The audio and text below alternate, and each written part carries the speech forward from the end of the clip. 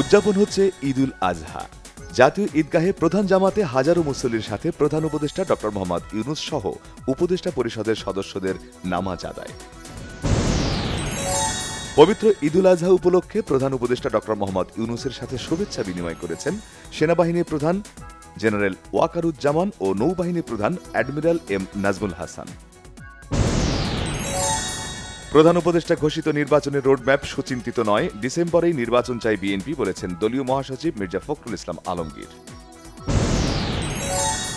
বিএনপির স্থায়ী কমিটির সদস্য ড আব্দুল মঈন খান বলেছেন, আমরা প্রতিহিংসার রাজনীতিতে বিশ্বাস করি না, অন্যায়কেও প্রশ্রয় দেব না, সহ্য করব না।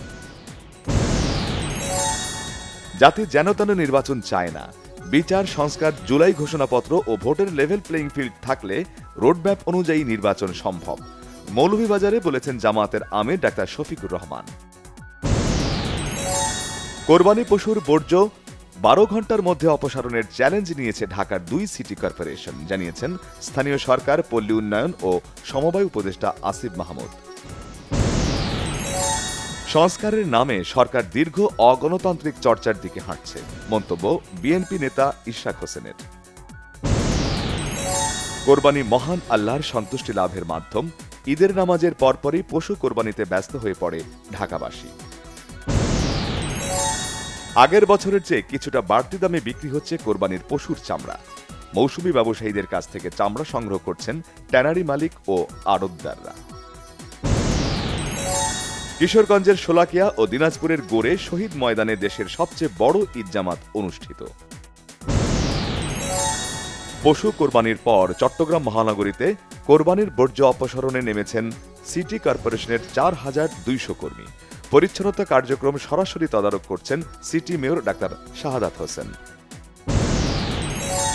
বগুড়ার শাহজাহানপুর উপজেলার 9 মাইলে ঈদগাহে যাবার পথে মহাসড়ক পারাপারের সময় বাস চাপায় বাবা চান মিয়া ও শিশুপুত্র আব্দুল্লাহর মর্মান্তিক মৃত্যু।